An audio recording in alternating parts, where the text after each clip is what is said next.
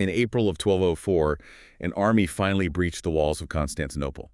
They smashed the church altars, stole sacred relics, burned libraries. But this wasn't some barbarian horde or a rival empire. No, not at all. It was an army of devout Christian pilgrims, funded by the Pope, people who were originally supposed to be marching to Jerusalem. It is the absolute definition of a mission spiraling completely out of control. We're looking at a historical event that is, honestly, it's just baffling in how far it veered off course. Welcome to today's deep dive.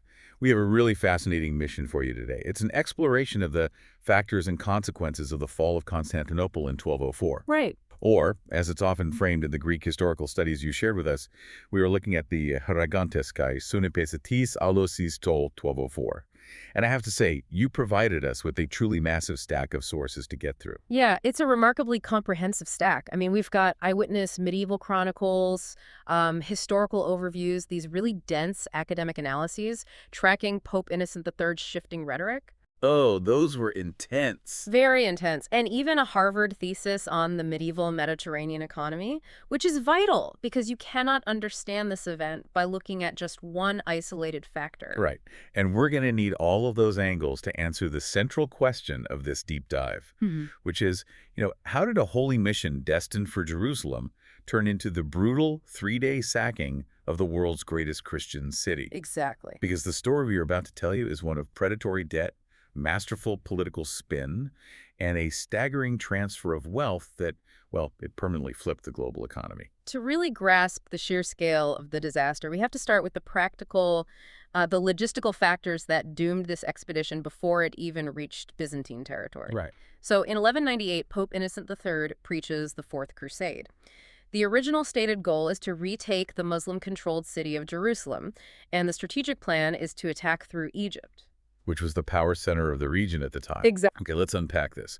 Because right out of the gate, the Crusaders make what might be, honestly, the worst business deal in medieval history. Oh, absolutely. To get an army across the Mediterranean to Egypt, you need an armada. So the Crusade leadership goes to the Republic of Venice. Which was the naval superpower of the day. Right, and they sign a contract with Venice to build this massive fleet explicitly meant to transport 33,000 men plus thousands of horses. But when the time comes to actually depart in 1202... only about 11,000 Crusaders show up at the docks. Right, just a third. And the mechanics of the shortfall are absolutely crucial to everything that follows. I mean, Venice didn't just have a fleet of transport ships sitting around waiting to be rented out. Yeah, they had to build them. Right. To fulfill this massive contract, the Venetian Republic had to completely halt its own lucrative commercial trading operations for over a year. Yeah. They dedicated their entire workforce to building specialized war galleys and highly complex horse transports with, drop-down ramps. That is essentially an entire republic's GDP paused just to build a custom armada. So when only a third of the expected army arrives, they are suddenly trapped by massive, unpayable debt. They simply don't have the funds for the 33,000-man contract they originally signed. And Doge Enrico Dandolo, the leader of Venice, he is not about to let his city absorb that kind of catastrophic loss. Now, the sources describe Dandolo as either blind or severely short-sighted, right, due to some old head injury. Yes, but make no mistake, he is a fierce, brilliant, and utterly pragmatic leader. He demands full payment. And when the Crusaders empty their pockets and still fall drastically short, he sequesters them on an island in the Venetian lagoon. So they're essentially held hostage by their own debt. Literally held hostage. To help you visualize this debt trap, think of it this way. It's like hiring a massive luxury charter bus for a road trip with 30 of your friends. The bus company cancels all its other routes just to accommodate you. But on the morning of the trip, only 10 people show up. Now you can't pay the massive bill you contracted. And the bus driver locks the doors and says, well, you have to help me rob a rival business down the street just to pay for the gas. That analogy perfectly captures the coercive nature of the situation. I mean, Dandolo leverages this crushing debt to propose a detour. He tells the Crusaders that Venice will defer the debt if the army helps them attack the city of Zara. Zara. Right, which was a wealthy rival port city in Dalmatia across the Adriatic Sea. And it was causing major economic headaches for Venice. But wait, Zara is a Catholic Christian city. It's controlled by the King of Hungary. And didn't he actually take the Crusader vow himself? He did, which presents a massive immediate contradiction. What's fascinating here is the sudden, glaring shift from religious authority to secular pragmatism. Right. The Crusade leaders, men like Boniface of Montferrat, they look at their starving, restless army stuck on an island, and they prioritize earthly considerations. And they had to. Yeah, they need to pay off money, secure supplies, keep the army from disintegrating, so they prioritize logistics over their actual sacred theological vows, and they agree to attack Zara. So they sail to Zara, lay siege to it, and sack a Christian city in the winter of 1202. Mm. But they're still deep in debt, and they're stuck wintering in Zara. Right. How do they get out of this mess and get to Egypt? Well, that is when the ultimate fateful distraction arrives. A deposed Byzantine prince named Alexios V, Angelos, shows up at their camp. Okay. His father, the emperor in Constantinople, had been overthrown and blinded by a rival faction. So Alexios V offers the Crusaders a staggering bailout package if they will just take another detour to Constantinople and put him back on the throne. And the numbers he promises are just astronomical, right? They are almost unbelievable. He promises to pay them 200,000 silver marks, which would more than wipe out their Venetian debt. He promises to supply them with 10,000 Byzantine soldiers for their eventual trip to Egypt. And, this is the ultimate prize for the Pope, he promises that he will force the Eastern Orthodox Church to submit to the authority of Rome. Okay, but we have an army of holy pilgrims acting as secular mercenaries for a foreign prince. How on earth did the priests traveling with them justify this to the men? You can't just tell devout crusaders, hey, we're basically a private military company now. You really can't. The ideological gymnastics required were immense. The sources detail a brutal moral rift and a theological tug-of-war within the crusade itself. I can imagine. At Zara, clerics like the abbot of Vaux strictly forbade the attack. The abbot argued that shedding Christian blood completely invalidated a crusader's vow of penance. You cannot attack a Christian city without damning your soul to hell. So how did they push past that kind of religious terror? Doge Dandolo essentially usurped the clergy's role. Yeah, he stepped in and took over the preaching. He actively justified the attack on Zara, not as a holy war, but as an act of necessary secular vengeance for Venice, arguing that Zara had rebelled against Venetian authority. He reframed a theological sin as a political necessity. And what about the Pope? I mean, Pope Innocent III funded and called this crusade. How does he react to his holy army sacking a Catholic city? To understand the Pope's reaction, we have to provide a bit of context regarding papal authority at the time, particularly regarding the Great Schism. Right, in 1054. Exactly. Back in 1054, the Christian Church split into the Catholic West, based in Rome, and the Orthodox East, based in Constantinople. The split was over complex theological disputes, but mostly over whether the Pope had supreme authority over all Christians. Which Innocent III definitely thought he did. Oh, absolutely. Innocent III was a powerful reformer who desperately wanted to heal that schism with Rome on top, of course. He was also the first pope who wanted to lead a crusade personally, directing it from the Vatican rather than just leaving it to secular kings. So he must have been furious when they went rogue. Initially, yes. The academic analyses of his letters show that when he heard about the plan to attack Zara, he strictly forbade it and threatened the entire army with excommunication.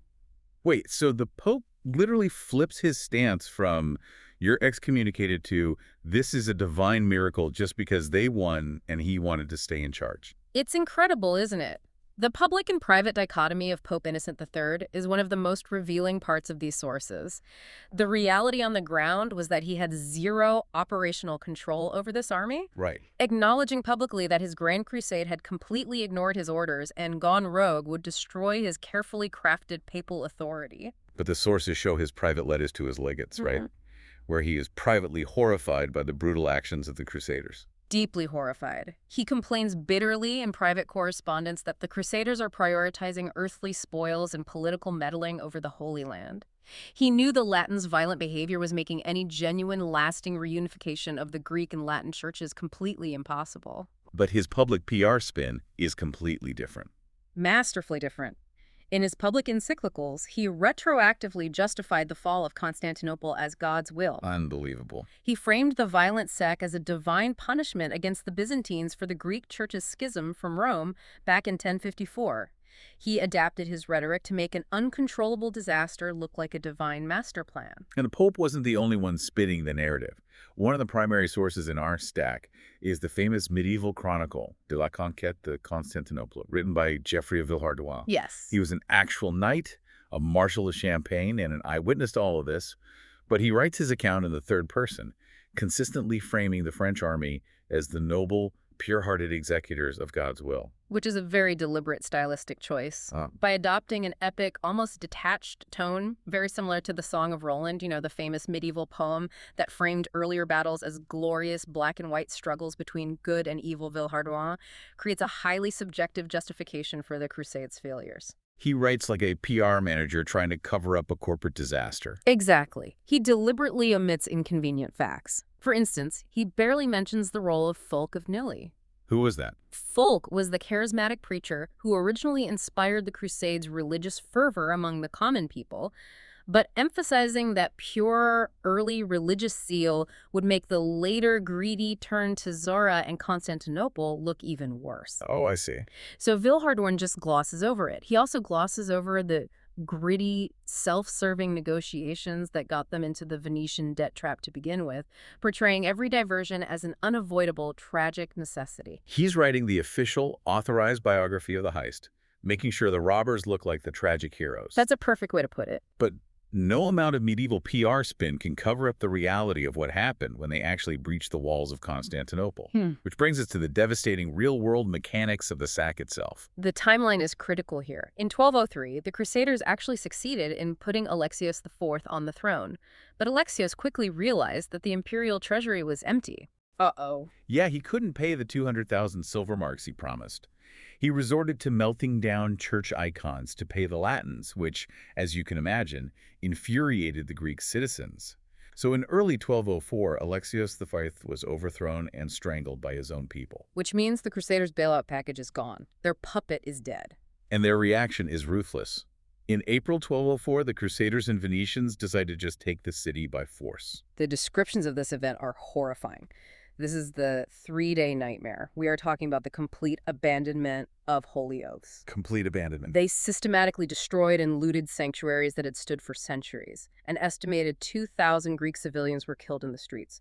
Crusaders were literally riding horses into the Hagia Sophia, the greatest church in Christendom, and smashing the silver and marble altars to pieces just to strip the raw materials. The sheer scale of the plunder is hard to comprehend. The total loot was estimated at 900,000 silver marks. Just to put that into perspective for you, how does that compare to the debt they originally owed the Venetians? Well, the original Venetian debt was around 85,000 marks. Oh my goodness. So they looted over 10 times what they originally owed. It was an apocalyptic extraction of wealth.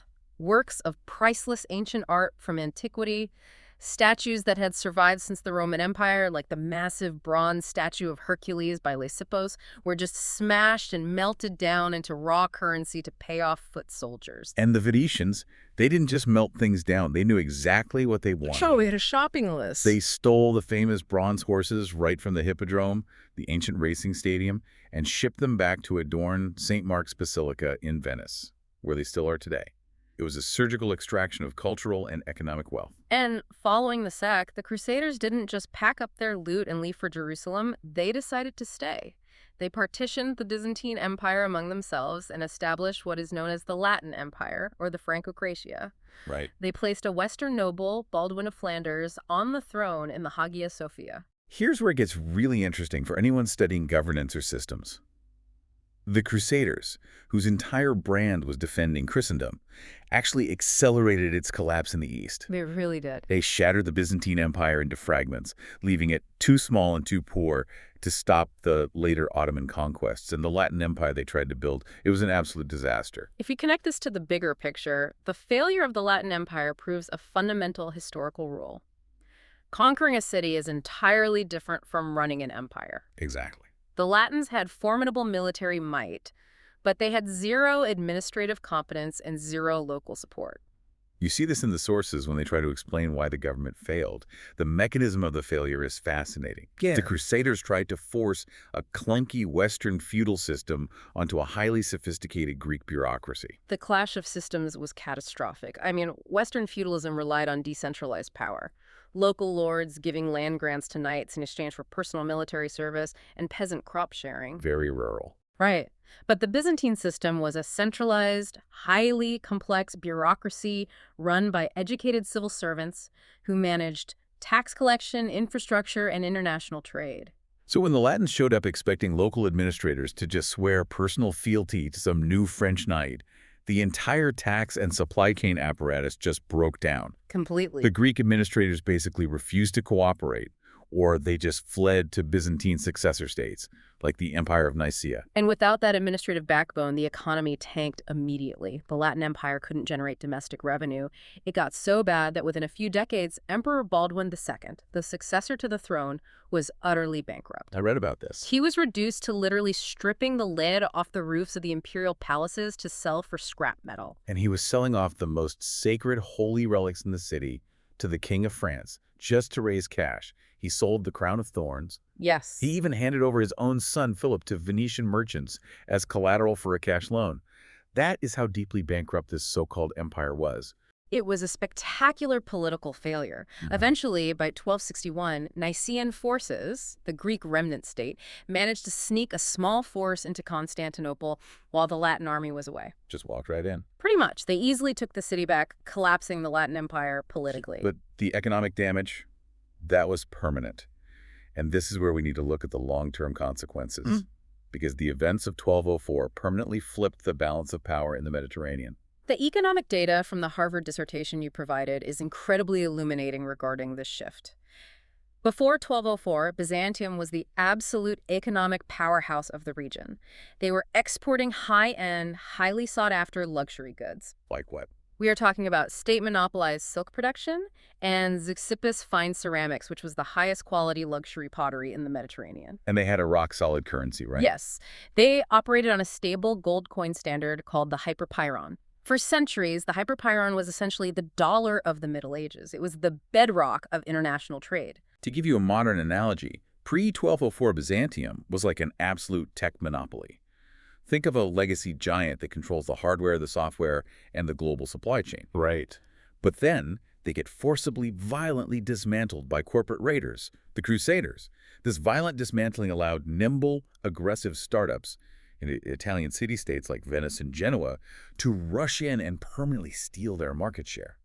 The year 1204 completely shattered the Byzantine monetary system. They lost the wealth necessary to mint gold, forcing them to abandon the hyperpyron standard and rely on rapidly debased silver and copper coins. Wow. Because of this, the entire Mediterranean eventually had to switch to using Venetian currency, the ducat. The 13th century literally became a lost century for the Byzantine global economy. And even when the Greek Nicene state took the city back, they couldn't recover their old position? They tried. Emperor John III Vatatzes enacted strict protectionist policies, literally banning his subjects from buying Western luxury imports, trying to force a domestic manufacturing revival. But the tables had turned too far. The Byzantine territories eventually stopped exporting those high-end luxury goods entirely. They lost their manufacturing edge and just became mere importers, buying manufactured goods from Italy, France, and Spain. Because the true victors of the Fourth Crusade weren't the Frankish knights who claimed the imperial thrones. It was the Venetian merchants. Venice gained direct control over the vital maritime trade routes and strategic island ports like Crete. Right. And later, when the Mongol Empire opened up the land routes to the east, the Italian maritime republics used their new naval dominance to connect directly with the Far East. They cut the Byzantines out entirely. The Byzantine Empire's historic role as the wealthy middleman, the toll booth connecting the east and the west, was just gone. It was completely erased. The Venetians secured centuries of economic dominance off the back of this single catastrophic diversion. So what does this all mean for you as you process this massive stack of history? If we summarize the staggering scope of this, we are looking at a toxic mix of unpayable logistical debt, incredibly pragmatic and opportunistic leadership by Venice, and theological spin by the papacy. Yeah. All of this resulted in the 1204 sack of Constantinople, which permanently wounded the Byzantine Empire and shifted the center of global wealth definitively to Western Europe. It serves as a profound historical warning. It shows you how easily a mission's original idealized purpose can be entirely hijacked by logistical failures and financial desperation. Absolutely. And it demonstrates how institutions and leaders will perform immense ideological gymnastics to rewrite the narrative and justify a profitable outcome, no matter how deeply it violates their original founding principles. It is a massive amount of history to digest, but I want to leave you with one final lingering thought to mull over. Something that builds on this massive transfer of wealth and knowledge. This raises an important question about the long-term cultural legacy of the event, well beyond the immediate medieval politics. Right. In 2001 and again in 2004, Pope John Paul II formally apologized to the Orthodox Church for the atrocities committed during the Fourth Crusade. He expressed deep sorrow for the actions of those Latin Christians. Hmm. But consider this historical irony. The sources we reviewed briefly mention that during and after the sack, countless highly educated Greek scholars fled the weakened, collapsing empire, and many of them ended up in the West, particularly in Italy. Right, bringing their libraries with them. Exactly. So if this massive transfer of looted wealth to Italy, combined with the influx of these fleeing Greek scholars bringing their ancient preserved texts, helped to provide the capital and the knowledge that sparked the Renaissance, Yeah. as the modern Western world as we know it, built directly on the ashes, the stolen wealth, and the blood of 1204. We like history to be clean, to be easily categorized into heroes and villains or clear beginnings and ends. But the reality of progress is almost always murky, and it's usually built on the ruins of something else. It really is. Well, that's our deep dive for today. Keep questioning the narrative, and we'll see you next time.